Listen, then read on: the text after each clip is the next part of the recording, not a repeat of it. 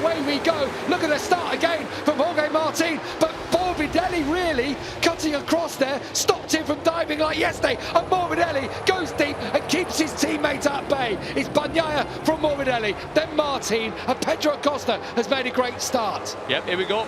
Oh, he's going to go up the inside. He's Martin. He's through.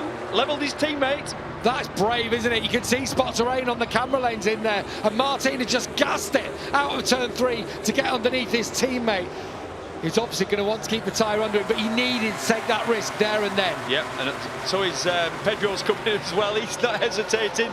He's attacking straight away up the inside of Morbidelli. Similarly, Marquez so tight on the inside of Marco Bezzecchi. They both have to run wide. Oh, contact! Enea Bastianini on the inside, and Marc Marquez sits him up, and now Bezzecchi will fight back at Marquez into Tramonto. Oh, and he goes through. In fact, Bezzecchi couldn't get it stopped. I tell you what, Marquez has done so well to avoid Bezzecchi there. I mean, they were all being super aggressive, but you can see the grip levels ever so slightly down. If you get offline, it seems a little bit slippy. And is it worse at this part of the race? Right, look at Bezzecchi out of shape through Carbone. Somehow he keeps it on the tarmac. It's Bagnaia from Martin. I'm just so worried when they're up on the curbs. There's that little bit of rain in the air. It might be mental rain. It might be ghost drops on your visor. But how much of a risk can you take?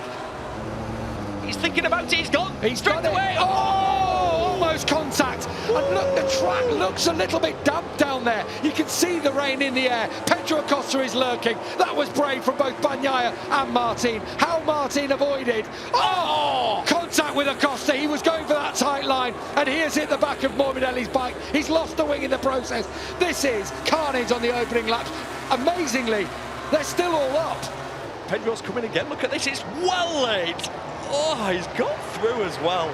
So much rear brake he was using there because he got a lot of lean angle, a lot of front brake pressure. That front was being well overloaded, but all that rear brake, you could see the rear of the back sit down and slide and help it turn.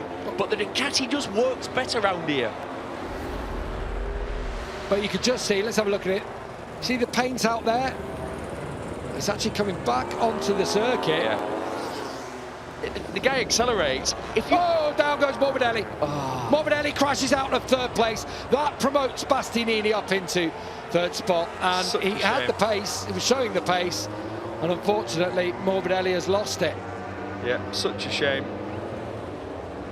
I mean, Martin's putting his hands up as if to say, stop this.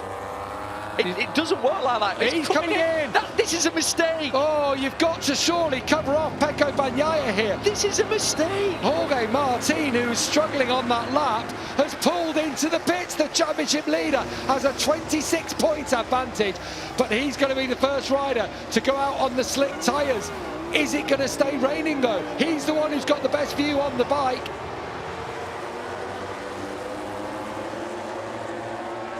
Unbelievable, that look. Here we go, Brad Binder is fancying it. Of course he is. These are his conditions. We're back to Austrian Grand Prix in 2021, the last time he won a race. So what happens if you go out on your wet tyres as well and the track's dry for a lap and a half? You end up where you just literally, they melt. And this is where, as well, it's a shock, isn't it? Complete shock. This is where MotoGP gets strategic, a bit like in Formula 1. You're about having which tyre and what you're running with at that time, as Jack Miller's also fancying this. These are the conditions of Binder, Marquez and Miller, aren't they? Yeah, absolutely. They're loving it. Nothing to lose. If you're Jack Miller and you're down, whatever he is, 15th in the championship, let's see if I can sneak another win. You've just got to keep off all the painted area. And this is the most difficult part, the fastest part of the track. Stay on the tarmac. And of course, Marc Marquez was on the inside curb. Of course he was, going through the Carbone, and he's got that. They've got so much more than Bagnaia, but Bagnaia can't risk. Absolutely, he can't risk in the same way. He can't take what Marc Marquez is doing here. He can't do that because he's got a championship to battle for. Especially with his main rivals, who's coming to the pits when there was definitely not enough water on the track. Yeah, I am so shocked about that. Just like Aragon, these are Marc Marquez conditions. Track's a bit sketchy, a bit slippery, and here he goes. He's off. I can't believe. And so he's going to lose another run through pit lane, another 28 seconds or whatever it is. Look at this. Oh, dear me. Marc Marquez and Pecco Bagnaia ride past Jorge Martin, who is now a lap down. Remarkable scenes here in Misano. He got it wrong on exit there. He had a bit of a wheelie. Oh, this is... He's going to go wide. Miller's going to try and cut back underneath him, but the Ducati possibly will have the edge. Yeah. It does.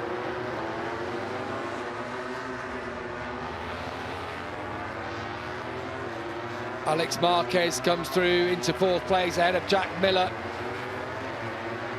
And gets it hooked up down to Tremonto.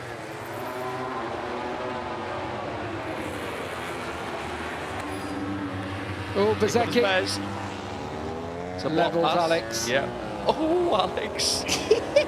That was close, wasn't it? Yeah.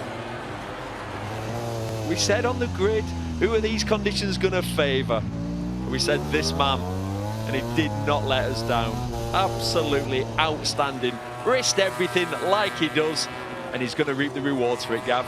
He broke that winless streak last time out, and Marquez has delivered another masterclass here in Misano. He is back to his best. These were his conditions, and he has shown this championship. He is still a force to be reckoned with. He's still in the hunt. Pecco Bagnaia has brought Jorge Martin back into it after a disastrous decision from the Pramac man.